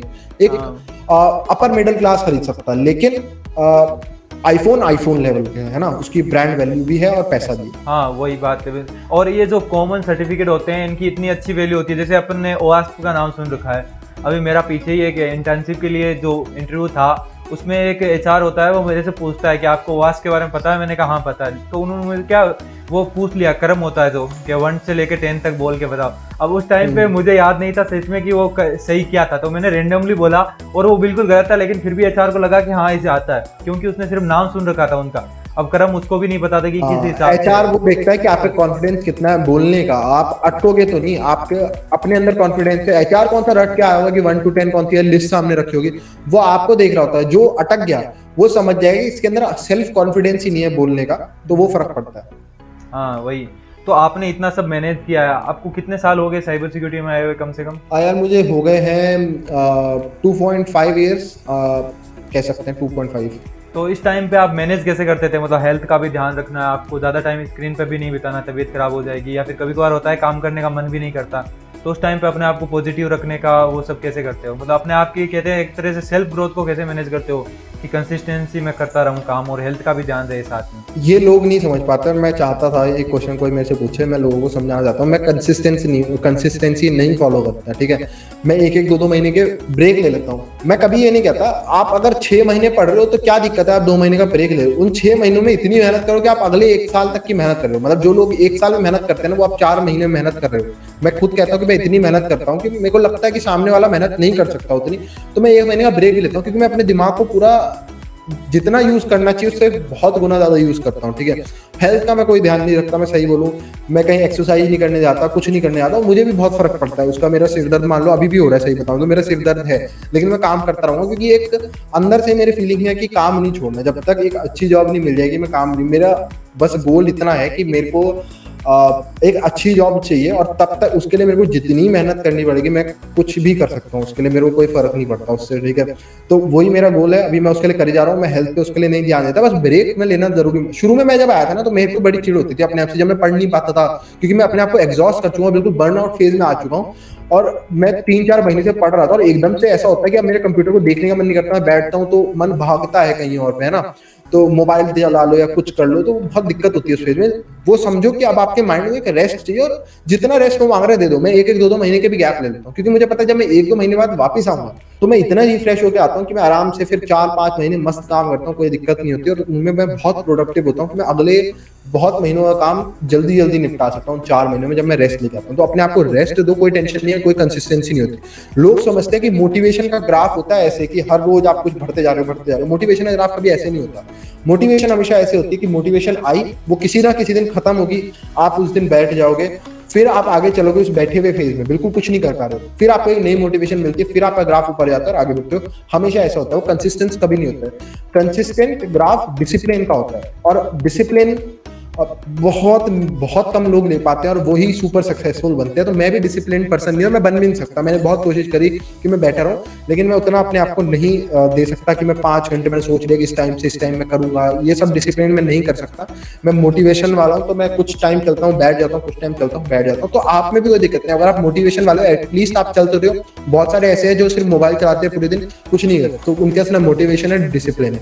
ऑफकोर्स रिस्पेक्ट करना डिसिप्लिन वालों की, वो आपसे बहुत आगे है, उनका ग्राफ हमेशा ऐसे जाता है क्योंकि वो डिसिप्लिन है। हाँ बिल्कुल सही बात है। आपने जितनी भी बातें कही सबसे मैं मतलब ऑलमोस्ट सबसे एग्री करता हूँ। बस एक बात से जो मैं थोड़ा अलग सोचता हूँ उसमें वो है, मैंने क्या मतलब आपकी तरह ही मैं भी सोचता था। 1 साल पहले की बात है, जब हेल्थ को मैं बिल्कुल ध्यान नहीं देता था। आपने मतलब लॉकडाउन था ना, उस टाइम पे ही मैं ज़्यादातर साइबर सिक्योरिटी में आया था, क्योंकि स्कूल से वहाँ टाइम फ्री था। तो उस टाइम पे मैं बिल्कुल हेल्थ का ध्यान नहीं, सुबह बैठता शाम तक कंटिन्यू करता, बस 1 घंटा दिन में सोता था, और बिल्कुल किसी से मतलब नहीं था कुछ भी। लॉकडाउन में क्या हो रहा है क्या नहीं हो रहा है सब बिल्कुल मतलब नहीं था। उस टाइम पे मैंने एक चीज़ फील की थी कि शरीर में एक अजीब सी कमजोरी आने लगी। उसके बाद काम करने का मन नहीं होता, फ्रस्ट्रेशन होता है। ब्रेक ले लेते हैं तो भी मतलब ऐसे बेड पे सोते रोते सोते सोते क्या करेंगे, एक कि इंस्टा पर रील स्क्रॉल कर लो या फिर यूट्यूब पर वीडियोस देख लो रैंडम, तो वो जो बहुत ज़्यादा फ्रस्ट्रेशन होता है। लेकिन अगर सुबह में 1 घंटा जिम करता हूँ, उसके बाद मैं देखता हूँ कि मैं पूरा दिन प्रोडक्टिव रहता हूँ। कोई अगर सेल्फ हेल्प बुक पढ़ ली मैंने, तो उसके बाद मैं थोड़ा ज़्यादा प्रोडक्टिव रहता हूँ। मैंने ये सजेस्ट भी करता हूँ जो लोग भी है कि हेल्थ पर सबसे ज़्यादा ध्यान दो, क्योंकि अगर हेल्थ नहीं है, आप मान लीजिए आप जिंदा ही नहीं हो तो आप करोगे क्या? सबसे बड़ी बात तो ये, अगर मान लीजिए कितनी भी मेहनत कर ली तो जिंदा नहीं है तो उसका क्या मतलब है? फिर एक बात अगर हम सोच के देखें, अगर जिंदा ही नहीं है तो क्या करेंगे यार? सही बात है। नहीं मैं उसके नहीं, मतलब कुछ लोग होते disagree नहीं हैं, करता। मैंने भी हाँ, यही मैं चीज़ होता की है। मेरा पॉइंट ऑफ व्यू अलग है। मेरा बस इतना है कि अगर आप एक स्टूडेंट हो, आप बचपन मतलब इस फेज में हो कि आपको जब मेहनत करनी चाहिए, तो मैं ये मतलब मेरा ये मानना है कि मैं ना हेल्थ पे ध्यान दो, ना किसी अपनी सराउंडिंग पे ध्यान दो, किसी चीज पे ध्यान मत दो। मेरा ये मानना है, चाहे आपको खाना ना मिले 3 टाइम, लेकिन अपनी मेहनत नहीं छोड़नी है। ये फेज मेहनत का है, आप इस टाइम पे मेहनत कर लो, चाहे आपकी हेल्थ कुछ नहीं है। अगर आप 4 साल अपनी हेल्थ नहीं करोगे, क्या होगा? पेट निकल जाएगा, कुछ हो जाएगा, मतलब हो जाएगा इन द सेंस कि हो जाएगा, आलस आ जाएगा, बहुत चीजें, लेजीनेस बढ़ जाती है आपके अंदर। लेकिन एक बार आपकी अच्छी जॉब लग जाएगी ना, तो आपका जब ये पढ़ना छूटेगा, आपके पास बहुत फ्री टाइम होगा। उस टाइम में आप चाहे जिम ज्वाइन कर लो, लेकिन आपके पास होगा। जब कुछ लोग जो इन चीजों पे फोकस करने जाते हैं कि मैं एसी में बैठूंगा, मैं यही करूंगा, मतलब आप अपने रिलैक्स जोन में चले जाते हो ना, तो वो आपको बर्बाद कर देता है। और फिर आपको उस फेज में मेहनत करनी, जब आपको जॉब करनी चाहिए थी, तब आप मेहनत करने पे आते हो, और वो मेहनत उतनी काम नहीं आती। स्टूडेंट फेज की जो मेहनत है, ठीक है, वो अभी कर लो तो आपको पूरी जिंदगी मजे मिलेंगे। ठीक है, अभी जितनी मेहनत कर सकते हो, बाद में मेहनत करोगे तो मेहनत करके खाओगे, मेहनत करके खाओगे, बस ये चलेगा। अभी मेहनत कर लोगे तो फिर आप पूरी जिंदगी खाओगे, मैं ये मानता हूँ। तो अभी इन चीजों में ध्यान मत दो। रिलैक्स मोड में, खाना मिले ना मिले, 2 टाइम खाना मिले, कोई फर्क नहीं पड़ता। ठीक है, आप अपना काम करते हो खाली, बस इतना मानता हूँ। एक बार ग्रो करना शुरू करोगे ना उस मेहनत के बेस पे, जब आपने 4-5 साल 10 साल मेहनत कर ली, जितना भी आप चाहते हो, जो भी आपका एम था, मेहनत कर लो, उसके बाद आपको इतनी हेल्थ, इतना खाना, इतना पैसा सब मिलेगा, तो उसकी टेंशन मत लो। अभी के लिए मेहनत करो बस। हाँ, सबकी बॉडी भी अलग अलग होती है। आपका क्या काम कर आपका ज़्यादा फोकस होता है। आप अगर जिम करके ज़्यादा आप अपने आप को हेल्दी पाते हो, अपने आप को प्रोडक्टिव पाते हो, वो करो। अगर आपको लगता है सुबह उठते ही आप लैपटॉप पे बैठ के ज़्यादा प्रोडक्टिव होते हो, तो वो करो। कोई कोई लोग होते हैं जो जिम जाके थक जाते हैं, फिर पूरा दिन काम ही नहीं कर पाते। तो if it's work for you, it's work for you. वो कोई बात नहीं है कि किसकी गलत है किसकी सही है, सबके अलग अलग होते हैं। जैसे अपन अगर इलोन मस्क का एग्जांपल ले, तो वो पूरा दिन बैठ के कोड ही कर लेते थे। किस टाइम पे उन्होंने एक बना दिया, तब उस टाइम वो अभी भी, मतलब आप देखो ना, सबसे बड़ी कंपनी है ना, मार्केट कैपिटलाइजेशन देखोगे तो सबसे बड़ी है, बट वो स्टिल कहते हैं कि मैं 17 आवर अपनी फैक्ट्री में देता हूँ, वही। और कुछ काम नहीं करते। हाँ, कुछ लोग होते हैं जो कहते हैं हमारे लिए फैमिली भी जरूरी है, हमारे लिए रेस्ट भी जरूरी है, 8-8 घंटे की नींद, 10-10 घंटे की नींद। सबकी बॉडी अलग अलग तरह से फंक्शन करती है, आप अपने हिसाब से दे सकते हैं। लेकिन फिर भी दोनों तरफ से आप अपनी बॉडी के हिसाब से काम कर सकते हैं बस। तो अब हर्षित का फ्यूचर गोल क्या है, मतलब अपने यूट्यूब के लिए भी और बाकी सब अपने करियर से रिलेटेड, अपनी जॉब से रिलेटेड, उसके लिए भी क्या है? फ्यूचर से रिलेटेड तो यही है कि अभी मेरे को कुछ फाइनल नहीं पता। मैं मास्टर्स करूंगा या जॉब, अभी कुछ नहीं है। अब 50-50 पे आगे खड़ा हूँ मैं इस साल, बिल्कुल। ठीक है, क्योंकि मैं मास्टर्स भी कर सकता हूँ, जॉब भी कर सकता हूँ, कुछ समझ नहीं आ रहा है अभी, क्योंकि मैं अपने आप को समझता हूँ कि इतना कैपेबल हूँ कि एक जॉब मिल जाएगी अच्छी, ठीक ठाक, ठीक है, अच्छी बल्कि। और मास्टर्स के लिए मैं भी समझता हूँ कि मैं मास्टर्स भी मैं करना भी चाहता हूँ, लेकिन मैं वही देख रहा हूँ कि नॉलेज वाइज मेरे को ऐसा नहीं लगता कि मास्टर्स में मेरे को स्पेशल जानने को मिलेगा, क्योंकि मैं कोर्स के सिलेबस, आपको जो मास्टर्स में पढ़ाया था उनके सिलेबस इंटरनेट पे फ्री अवेलेबल होते हैं। तो मैंने चेकआउट करा कि साइबर सिक्योरिटी के जो ये कॉलेजेस हैं जो प्रोवाइड करते हैं MTech in cyber security, MSc in cyber security, मैंने जब इनके सिलेबस गो थ्रू करे तो कुछ ऐसा टॉपिक नहीं था जो मुझे नहीं आता। तो मैं वही देख रहा हूँ कि वो 2 साल मेरे लिए नॉलेज वाइज वेस्ट होंगे, मुझे सेल्फ स्टडी ही करनी है। तो मैं सिर्फ एक डिग्री के पेपर के लिए वो करूंगा, 2 साल की मेहनत, वो देख रहा हूँ, या फिर जॉब भी कर सकता हूँ। लेकिन वो 2 साल इंपॉर्टेंट भी हो सकते हैं आगे चल के, जब मैं किसी प्रमोशन के लिए, आप देखते हो तो मास्टर्स वहाँ पे काम आती है काफी बार। तो अभी उस पर 50-50 अटका हुआ है। तो उस हिसाब से अगर आप कहाँ प्लान कर रहे हैं, इंडिया में या फिर बाहर अपनी मास्टर्स करने का? अगर मैं देखो, डिपेंड करता है कि कैसे करता हूँ। अगर मैं वो करूँगा, जॉब के साथ साथ करूँगा, ठीक है, कि मैंने जॉब के साथ साथ जैसे ऑनलाइन वगैरह होती है ना मास्टर्स, अगर मैं वो वाली जाता हूँ तो मैं फॉरेन से कर सकता हूँ, ठीक है, जॉब के साथ, क्योंकि मैं खुद ही अफोर्ड कर लूंगा उसको। अगर मैं वो करता हूँ मतलब कि ऑफलाइन जाके, हाँ ऑफलाइन जाके, तो मैं इंडिया में ही करूँगा, क्योंकि मैं उसको अफोर्ड ही नहीं कर सकता। अब्रॉड की तो खैर अपने को सबको पता है कि वो 20 लाख 24 लाख 1 साल की फीस है, उतनी तो मतलब सोच से भी परे होती है फीस, है ना, देना। तो इंडिया में ऑफलाइन, अगर ऑनलाइन चाहूंगा तो कुछ सोचूंगा कि ऐसी यूनिवर्सिटी से हो जहां से मेरे को बेनिफिट मिले, चाहे बाहर की हो, कोई बहुत सारी ऑफर करती है बाहर ऑनलाइन, तो वो ज्यादा अच्छी रहेगी। हाँ, अगर मैं पर्सनली आपकी जगह होता तो मैं ये रिकमेंड कर सकता था कि अपग्रेड जैसे प्लेटफॉर्म है वो आपको प्रोवाइड करते हैं कि आप मास्टर कर लो। अब आप उसके साथ काम भी कर सकते हो और आपके पास जो आप बेनिफिट चाहते हो वो भी मिल जाएगा। अगर आप ऑफलाइन नहीं जाना चाहते हो, नॉलेज वाइज कुछ गेन नहीं करना चाहते हो, क्योंकि आप अभी कॉलेज में हो, आप कॉलेज के हिसाब से तो वो नॉलेज गेन कर ही लिया आपने एग्जाम दिए, आपने प्रेशर हैंडल करना सीख लिया, लगभग चीज़ें तो सीख ली। अब आपका जॉब पीरियड अगर आप शुरू करना चाहते हो तो वो एक बेस्ट ऑप्शन हो सकता है मेरे हिसाब से। तो अब एक बहुत इंपॉर्टेंट क्वेश्चन है कि अगर हर्षित हैकर नहीं होता तो क्या होता? मतलब आप अगर इस करियर में नहीं आते तो कौन से करियर में जाते? आपका मतलब सेकंड एरिया ऑफ इंटरेस्ट कौन सा है? सेकेंड एरिया ऑफ इंटरेस्ट बदला है टाइम के साथ काफ़ी। पहले कुछ और सोच रखा था, कुछ जैसे 11th-12th में जब मैंने ली थी हिस्ट्री, मतलब अपनी ह्यूमैनिटीज़ ली थी मैंने, हिस्ट्री ज्योग्राफी 11th-12th में। मेरा शुरू से इंटरेस्ट है सोशल स्टडीज़ में, फिलॉसफी में, ठीक है, ह्यूमन साइकोलॉजी में, इसमें शुरू से इंटरेस्ट है मेरा। तो मेरा मन था कि मैं शायद आइदर गो फॉर सोशल, वो जो एग्जाम्स होते हैं ना यूपीएससी वगैरह, है ना, उस टाइप से मैं जाऊँ, ठीक है। मेरा वो ही एम था 10th 11th-12th में, इसीलिए मैंने ह्यूमैनिटीज ली थी। लेकिन क्योंकि मेरे पे 11th-12th में कंप्यूटर साइंस आ गई थी साथ में, मैंने मतलब आ गई थी क्या, ली थी, ठीक है, उस समय, क्योंकि मेरा कंप्यूटर में भी ही शुरू से इंटरेस्ट था, तो मैंने ये सोचा था उसको क्यों छोड़ना, उसको लिया। अब दिमाग ऐसा घूमा कि 11th-12th में कंप्यूटर साइंस इतनी पसंद आ गई कि वो हिस्ट्री से भी ऊपर चले गए पसंद है। सबसे फेवरेट मेरे हिस्ट्री सब्जेक्ट होता था, वो उससे भी ऊपर चले गई कंप्यूटर साइंस। तो इसीलिए मैंने फिर कंप्यूटर साइंस फील्ड में ही जाने का सोचा, इसलिए इसमें गया। तो वरना मैं वही है कि या तो मैं वो एग्जाम देता, और अब मैं अगर सोचूं तो ये सोचता हूँ कि मैं शायद, मेरे को पता नहीं था लेकिन मैं यूट्यूबिंग ही करता। अगर सेकंड चीज, अगर मेरे को अभी भी साइबर सिक्योरिटी हट जाए तो मैं कोई यूट्यूब में कुछ भी चीज का जो मैंने सोच रखे हैं आइडियाज, उनसे रिलेटेड ही मैं कोई चैनल खोलता है, यूट्यूब का काम करता परमानेंट, उसी में करता। तो यूट्यूब मैं देखता हूँ कि फ्यूचर में यूट्यूब भी शायद मैं फुल टाइम यूट्यूब को दूं, ऐसा भी हो सकता है। कंटेंट क्रिएशन भी हो सकते थे। अगर मान लीजिए ओएससीपी के नहीं क्लियर होता तो अभी यूपीएससी लिखा होता कि यूपीएससी कैसे क्लियर किया इसने, उस पर डिस्कशन हो रहा होता। अगर ये नहीं माने तो, मान लीजिए साइबर सिक्योरिटी में नहीं आते तो। और कंटेंट क्रिएशन से लेकर अभी मैंने आपका अभी रिसेंटली मैंने देखा आपने शायद तक शेड्यूल पे लगा रखा है कि एक्टिव डायरेक्टरी स्टार्ट कर रहे हैं आप यूट्यूब पे। हाँ, आज आएगी वीडियो एक्टिव डायरेक्टरी। शायद तक वो हिंदी में बहुत कम अवेलेबल है अपने, मैंने तो आज तक यूट्यूब पे तो कम से कम कोर्सेज में, हालांकि है पेड कोर्सेज में भी कुछ में है, लेकिन एक्टिव डायरेक्टरी कई बार तो पेड कोर्सेज में भी नहीं पढ़ाई जाती। तो आप फ्री में पढ़ा रहे हो तो उसके पीछे क्या कारण, कोई कोर्स वोर्स बनाने का प्लान है या फिर नहीं? अभी तो अभी मैंने कोई प्लान नहीं करा।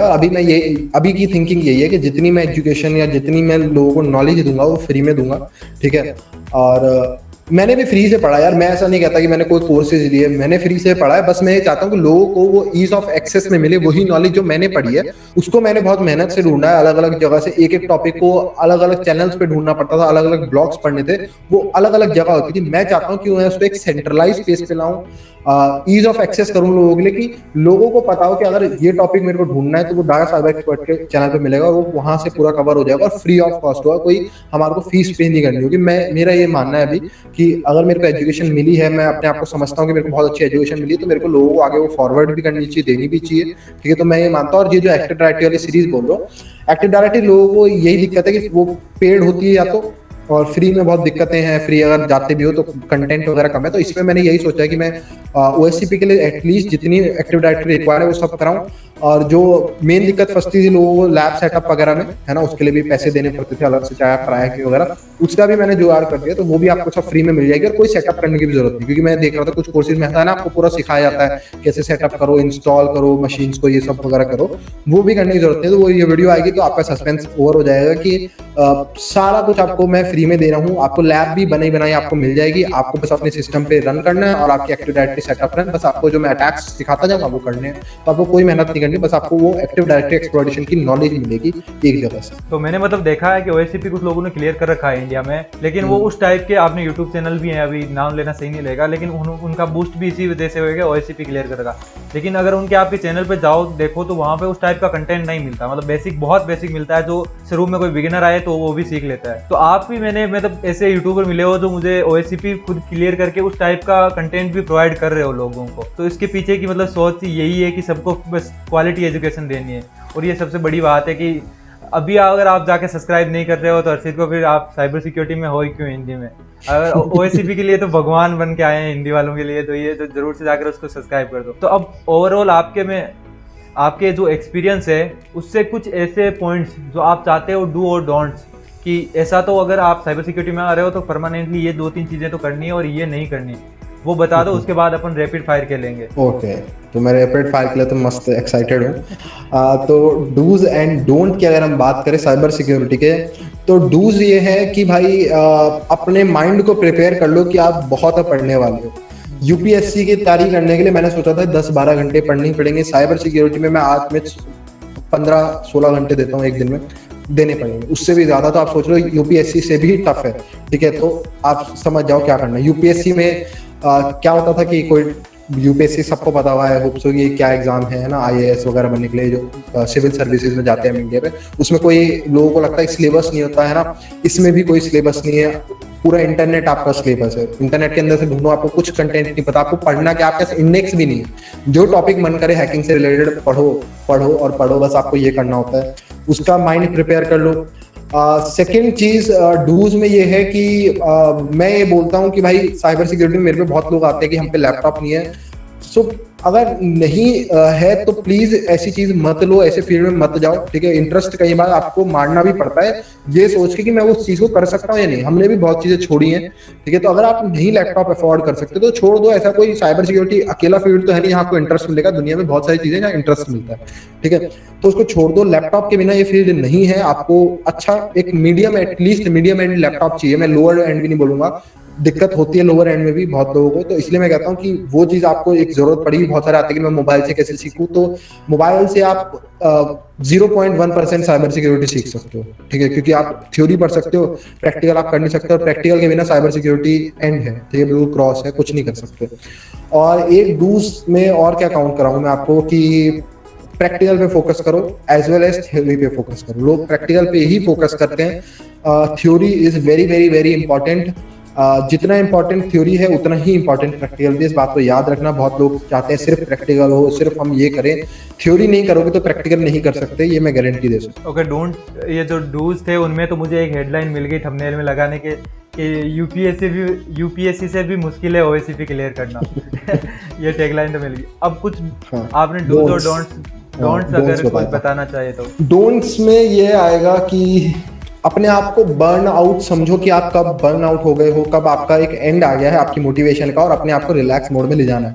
अपने आप को स्ट्रेच मत करो, अपने आप को फोर्स मत करो कि अब करो ही करो, ये काम करो, ये काम करो, ये काम करो, ऐसे मत करो। आपको खुद पता चल जाएगा कि आपका एक मन नहीं लग रहा है पढ़ने में, आपका बैठते हो कंप्यूटर पे तो ध्यान नहीं बन पा रहा, तो उस टाइम पे रिलैक्स करो, गेम्स इंस्टॉल करो, मस्त खेलो जब तक मन करता है, कोई दिक्कत नहीं, ठीक है। इतने टाइम पढ़ते हो तो अपने आप को रिलैक्स देना भी सीखो, वो इंपॉर्टेंट है, ठीक है। उसके अलावा ये डोंट है कि अपने आप को फोर्स मत करो। ये वाला यहाँ पे डोंट है कि अगर समझो कि आपका जो बर्न आउट फेज है वो कब आया है, ये समझना है आपको। उसके अलावा डोंट में एक और चीज है, रिलाई किसी के ऊपर मत करो। बहुत लोगों के मेरे पे मैसेज आता है, भाई ये वीडियो नहीं मिल रही, ढूंढ के दे दो। अरे मैं क्यों ढूंढ के दूं? वही यूट्यूब पे मैं भी जाकर ढूंढूंगा, उसी यूट्यूब पे आप भी जाकर ढूंढ रहे हो। वही इंग्लिश का चीज मैं भी लिखूंगा, वही इंग्लिश की आप भी लिख रहे हो, तो मैं क्यों ढूंढ के दूं? मुझे ये नहीं समझ आता। आप कोई क्वेरी लेके आते हो, जेन्युइन क्वेरी, आपको कोई दिक्कत है, मैं हमेशा, बहुत सारे लोग मेरे पे आते हैं कि भाई ये एरर आ रहा है, वही एरर को मैं कॉपी पेस्ट करके गूगल पे डालता हूँ, पहला लिंक में उनको कॉपी पेस्ट मार देता हूँ। ये काम क्या आप नहीं कर सकते? तो किसी पे रिलाय मत हो। बहुत लोग मेरे पे आते हैं, भाई ये रिसोर्स नहीं मिल रही, कहाँ से पढ़ूं? मैं भी तो उनको गूगल से पढ़ के आ रहा हूँ, मैं ही उनको यूट्यूब से पढ़ के आ रहा हूँ, तो क्यों मैं ढूंढ पा रहा हूँ, आप क्यों नहीं ढूंढ पा रहे? क्यों? क्योंकि आप एक सर्च करते हो, एक सर्च में पहली 10 वीडियो में उनकी वीडियो नहीं आती तो आप छोड़ देते हो। उनकी टर्म्स डिफरेंट ट्राई करो, यूट्यूब पे किसी और तरीके से ढूंढने की कोशिश करो। हम भी तो वहीं से ढूंढ के निकले, हम कोई अलग से तो ना आए कि हमारे को जो मैं सोचता था मन में और वो यूट्यूब में एकदम से वीडियो आ जाती है प्रकट होकर, ऐसा तो कहीं नहीं है ना। तो रिलाय किसी के ऊपर नहीं करना अपनी नॉलेज के लिए। ठीक है, आप क्वेश्चन क्वेरी पूछो, जिनको आपसे ज्यादा नॉलेज है उनसे जरूर पूछो, लेकिन इनके ऊपर रिलाय मत करो कि अरे 10 साइबर एक्सपर्ट बैठा है, वो आंसर हर चीज के देता है तो मैं सब चीज उससे जाके पूछूंगा। वो आपको सब आंसर नहीं देगा। और बहुत बार मैं लोगों को ऐसे भी आंसर देता हूँ जब मेरे से एरर पूछते हैं, डोंट यू हैव गूगल और यूट्यूब इट, और मैं ऐसे आंसर भी दे देता हूँ, क्योंकि मेरे पे भी वही गूगल है, आप पे भी वही गूगल है। तो वो चीज मत करो, रिलाय किसी में मत करो। और डोंट अगर मैं दूं, उसके अलावा एक डोंट में, हाँ, अपने जहां भी पैर डालो उसको सोच के डालो। पैर इन द सेंस कि जहां जहां आप जा रहे हो ना, जैसे मेरी एक बहुत बड़ी गलती कि मैं साइबर सिक्योरिटी में बहुत चीजों में पैर डाल दिए थे।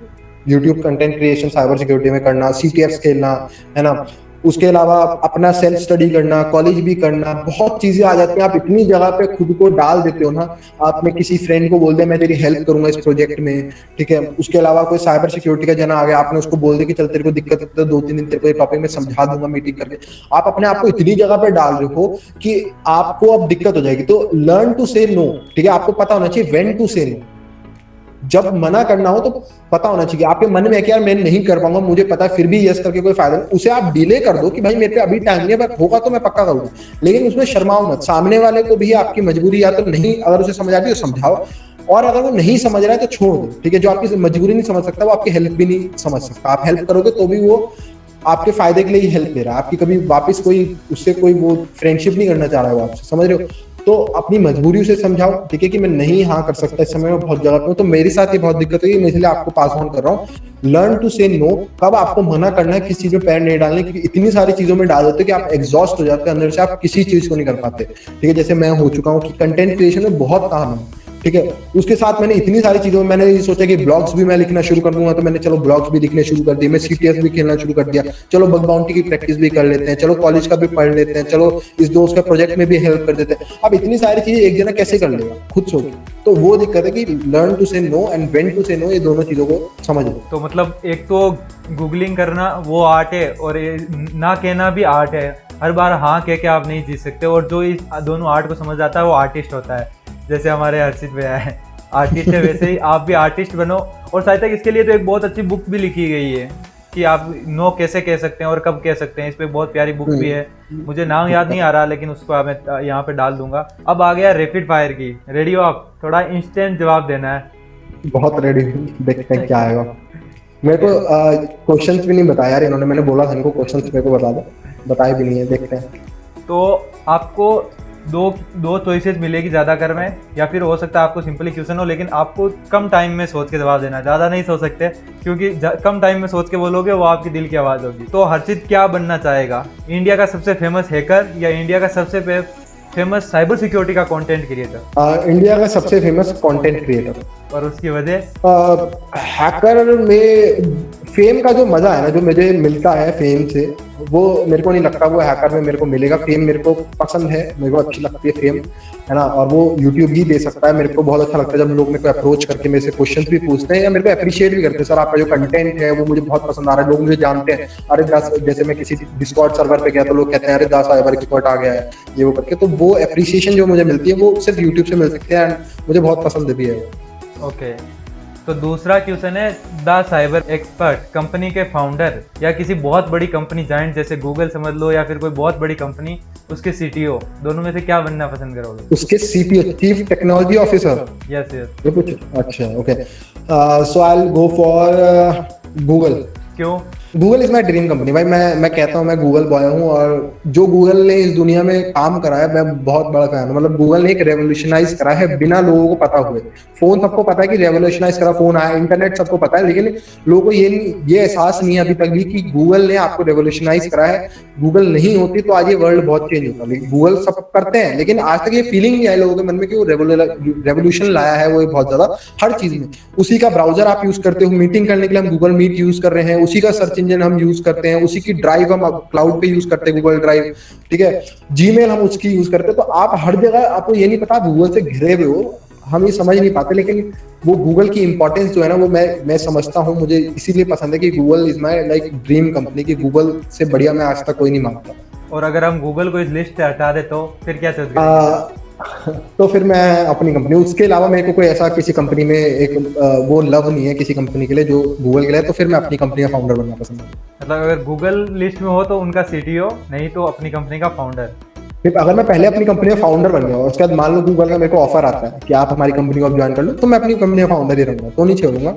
लेकिन अगर पहले ऑफर आ जाता है तो मैं आई विल गो फॉर गूगल। नहीं, दोनों का कंपेरेटिवली ऑफर है, क्या आपका दोनों में से एक बार डिसाइड करना है, कल आपकी कंपनी लॉन्च हो रही है और इतना श्योर है कि कंपनी अच्छी चलेगी उस टाइम, तो फिर मैं अपनी कंपनी चूज करूंगा। ओके, तो चलिए अब एक सवाल है, वो आपको मतलब ऑडियंस को अवेयर करने के लिए भी है, और आपसे भी पूछना चाहूंगा कि अगर हर्षित कभी हैक हो जाता है किसी भी तरह, तो सबसे पहली चीज क्या करेगा वो?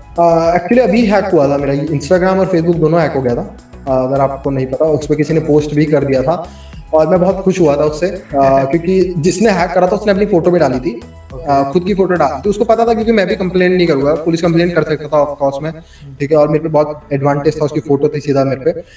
बच्चा था छोटा सा, लेकिन मैं बहुत खुश हुआ था कि at least somebody is learning from my content। शायद कहीं ना कहीं से सीखा होगा, मेरे से नहीं सीखा होगा, मैंने इंस्टाग्राम हैक करने का भी नहीं सिखाया, लेकिन लोगों को वो चीज करने में अब मजा आ रहा है, तो लोगों ने मेरे पे ही ट्राई करा है और कर पाए हैं। मेरे को हैक तो बहुत अच्छी बात है। मेरा पासवर्ड बहुत सिंपल था, 1 2 3 4 5 6 7 8 9 जान के मैं ऐसे ही पासवर्ड रखता हूँ, ठीक है। और अब बदल दिया है उसके बाद से मैंने, क्योंकि अब मेरे को डर लग गया था उसके बाद कि अब कोई ऐसा ना हो, अभी लोगों को पता चल गया कि हैक कर सकता है, इतना इजी पासवर्ड रख सकता है, तो दोबारा इतना इजी पासवर्ड रखेगा, तो इसलिए मैंने बदल दिया था। लेकिन मुझे बहुत बहुत खुशी हुई थी उस समय कि किसी ने मुझे हैक करा, और शायद कुछ मेरे से सीख के गया होगा, शायद मेरा कोई स्टूडेंट रहा होगा। सो ऑफ कोर्स वो अचीवमेंट थी, मैं ये सोचता हूँ कि मेरे एक स्टूडेंट की, तो मैं बहुत खुश था उससे। तो मतलब उसने फिशिंग की थी या फिर सिंपल पासवर्ड ही सिंपल थे आपके? Password brute forcing.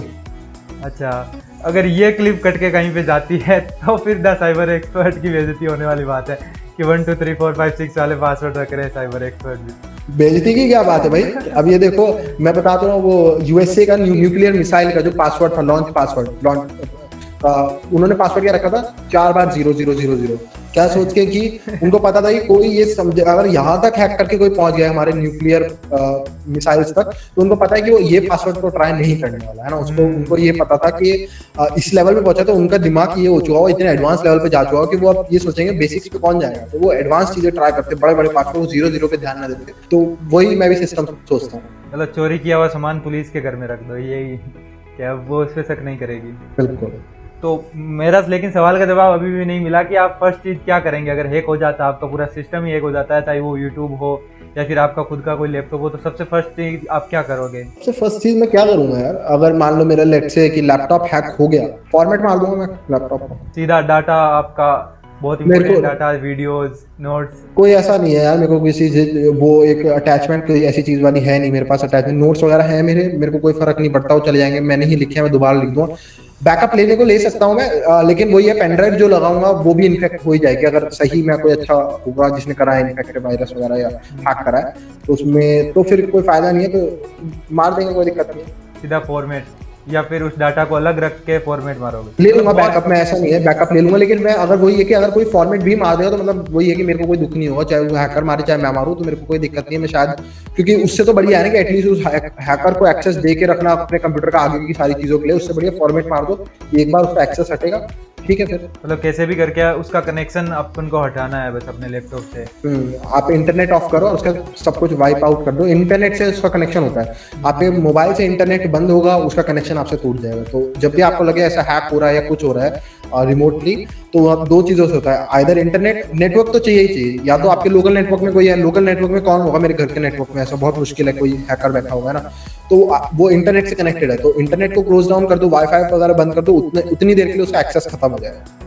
उतनी देर में आप जो बैकअप लेना चाहते हो, जो भी करना चाहते हो, कर दो। मतलब इंटरनेट ऑफ करना सबसे, मैं मानता हूँ, इनिशियल चीज़ है जो आपको, अगर कभी भी ऐसा लगता है कि आप हैक हो गए हैं, तो सबसे पहले अपना इंटरनेट ऑफ कीजिए। तो उसके बाद आप चाहे तो अपने डिवाइस को एक बार रिबूट कर सकते हैं, क्योंकि अगर मालवेयर होगा और वो रन कर रहा होगा तो हो सकता है आपकी जो फाइल इंक्रिप्टेड हुई है वो बच जाए, आधी हो गई है तो आधी बच जाए, अगर अच्छा लेवल का मालवेयर नहीं हो, रिस्टार्ट होने के बाद अपने आप बंद हो जाता है। रैंसमवेयर होगा तो हाँ, उस चीज़ में आप कर सकते हैं, क्योंकि ये बहुत प्रैक्टिकल क्वेश्चन है। मैंने अभी रिसेंटली हमारे, जब मैं फर्स्ट ईयर में आया था, तब मैंने एक देखा था कि एक थर्ड ईयर के भैया थे जो अभी फोर्थ ईयर में करंटली, उनका क्या हुआ था, वो शॉपिफाई का क्रैक डाउनलोड कर रहे थे, तो उस टाइम पे उनके साथ ऐसा ही हुआ था। तो उस टाइम पे मेरे पास आया था कि अगर पहली चीज़ क्या करनी चाहिए, तब मैंने उसके बारे में थोड़ी रिसर्च की, तो मैंने सोचा क्यों ना आपसे पूछ लिया जाए। तो अब एक बहुत इंपॉर्टेंट क्वेश्चन आने वाला है, क्योंकि आपने सर्टिफिकेट भी बहुत अच्छे से क्लियर किया, आप अच्छा CTF में भी अच्छा कर रहे हैं, कंटेंट क्रिएशन में अच्छा कर रहे हैं, तो हर चीज़ खुद कैसे सीखना पसंद करता है, देख के या फिर पढ़ के या फिर खुद करके?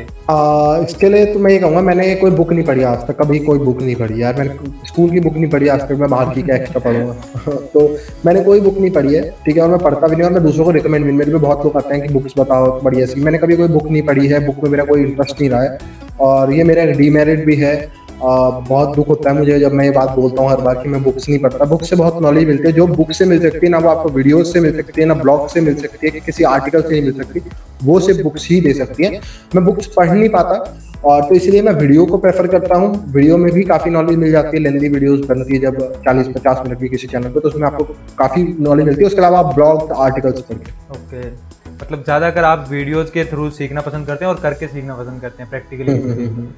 Favourite YouTube channel cyber security से रिलेटेड? Live overflow. और हिंदी में? हिंदी में द साइबर एक्सपर्ट। अच्छा, मतलब मैं वही हलवाई हूँ जो खुद की मिठाई खाता है। सही है। आपका अब तक का सबसे हार्डेस्ट हैक जो आपको लगता है कि आपने बहुत मेहनत के साथ अचीव किया, वो कोई CTF का चैलेंज हो सकता है, या फिर वो कोई OSCP की मशीन हो सकती है, कहीं पे भी कुछ जो आपको सबसे हार्ड लगा और आपने उसको कंप्लीट किया है बिना किसी हिंट के, आपको बहुत मेहनत लगी उसमें? हैक हार्ड है तो यार याद नहीं है, मैंने बहुत करे हैं, लेकिन बहुत सारे ऐसे भी हैं जिनमें मुझे पता है कि मुझे बहुत खुशी हुई थी। बहुत सारे चैलेंजेस ऐसे हैं जो हमने करे हैं। एक रिसेंटली अगर ऐसा सोचूं, मतलब बहुत सारे हैं। एक था जिसमें मैंने यूट्यूब वीडियो भी डाली, एक वेब का चैलेंज सॉल्व करा था मैंने। वो शायद फूबार CTF का था। रेस कंडीशन वाला? नहीं, रेस कंडीशन वाला नहीं। एक फूबार CTF का वेब चैलेंज डाला है 2 पार्ट में मैंने। तो वो वाला चैलेंज इसीलिए मैंने उसकी वीडियो बनाई थी, क्योंकि मैं बहुत खुश था उसको करने का, क्योंकि वो कोई भी CTF टीम नहीं कर पाई थी। 500 पॉइंट में सबसे हार्ड चैलेंज था, CTF का वेब का चैलेंज था, तो वो कोई भी CTF टीम नहीं कर पाई थी। और सिर्फ मेरी जो CTF टीम थी, हमारी CTF टीम थी, मैंने अकेले नहीं करा, साथ में 1-2 जने थे, हमने मिलके वो चैलेंज को करा। लेकिन कंप्लीट होने के बाद किया था, मतलब थोड़ा सा लेट हो गया हाँ मेरे को, हाँ वो मुझे याद है कि वो जैसे CTF कंप्लीट हुआ उसके 1 मिनट बाद हमारे को शेल मिलता है। दुख था, लेकिन बस ये था कि कंप्लीट कर दिया ना, उस बात की खुशी थी बहुत। और जो उसका जो CTF जिसने बनाया था उसने एप्रिसिएशन भी दिया था हमारे को, तो वो मेरे को बहुत पसंद है कि मैंने वो चैलेंज कर लिया था। बहुत मेहनत लगाई थी हमने उसके लिए। तो वो उसमें तो मैंने भी वो देखा था शायद तक आपने वो, उसमें कुछ फाइलें थी जो दिखा प्रिटेंड कुछ और कर रही थी जबकि थे। उसमें आपको एक फाइल सेंड करनी थी, अपलोड करनी थी एक वेबसाइट पे, जो कि एक PDF भी होनी थी वैलिड, एक वेब फाइल भी होनी थी वैलिड, और एक जिप फाइल भी होनी थी वैलिड। ये तीनों होनी चाहिए। हाँ, बहुत इंटरेस्टिंग वीडियोस थे दोनों ही, आप देख सकते हैं, उनकी भी लिंक आपको डिस्क्रिप्शन में मिल जाएगी। तो रैपिड फायर करके मजा आया? बढ़िया था, एकदम बढ़िया, मस्त एकदम। अच्छे क्वेश्चन थे। मुझे तो लगा कि ये क्वेश्चन, मतलब मैं व्यूअर से ज्यादा खुद के पर्सपेक्टिव से सोच रहा था कि इसके जवाब क्या देते हैं आप। बहुत मजा आया आपके साथ इंटरव्यू करके। कोई लास्ट वर्ड अगर आप कहना चाहें तो? और सबसे पहले मैं कहना चाहूंगा, लेकिन कुछ आप कहें उससे पहले, अगर आपने अभी तक साइबर एक्सपर्ट को सब्सक्राइब नहीं किया है तो प्लीज जाके कीजिए। अगर किसी भी टाइप का कंटेंट, आपको एक्सट्रीम लेवल का कंटेंट चाहिए जो सबसे अलग दिखता हो, अगर आपको बग बाउंटी से अलग हटके बहुत सारी चीज़ें हैं जिनको एक्सप्लोर करना है सही तक, और आने वाले टाइम पे भी मैं आपके वहाँ पे एक वो टाइटल भी है, स्लोगन भी है कि explore unexplored, explore the unexplored. तो अनएक्सप्लोर चीज़ों को एक्सप्लोर करने के लिए उनके जाकर चैनल को सब्सक्राइब कीजिए। हाँ हर्षित, अब आप बोल सकते हैं। ओके, सो सबसे पहले तो ऐसा नहीं है, बग बाउंटी की वीडियोस भी आने वाली है, ठीक है? मतलब बग बाउंटी में आने का प्लान है? क्योंकि बग बाउंटी की वीडियो आने वाली है, बस मैं इतनी हिंट दे सकता हूँ, मैं इससे ज्यादा कुछ नहीं बोल सकता। ओके। और उसके अलावा तो मैं ये बोलूंगा तुम्हें कि भाई थैंक यू, आपने अपने चैनल पे बुलाया मुझे, टेक्निकल सुरेंद्र। और बहुत अच्छा चैनल है, मैंने काफ़ी वीडियोस देखे इनके चैनल की, और बहुत टाइम से हम एक दूसरे को जानते भी हैं, टेक्निकल सुरेंद्र में, है ना? तो अगर क्वालिटी कंटेंट चाहिए तो आप बिल्कुल इनके चैनल पे जाके वीडियोस को देख सकते हो। बहुत अच्छी वीडियोस है, बहुत काम की वीडियोस हैं।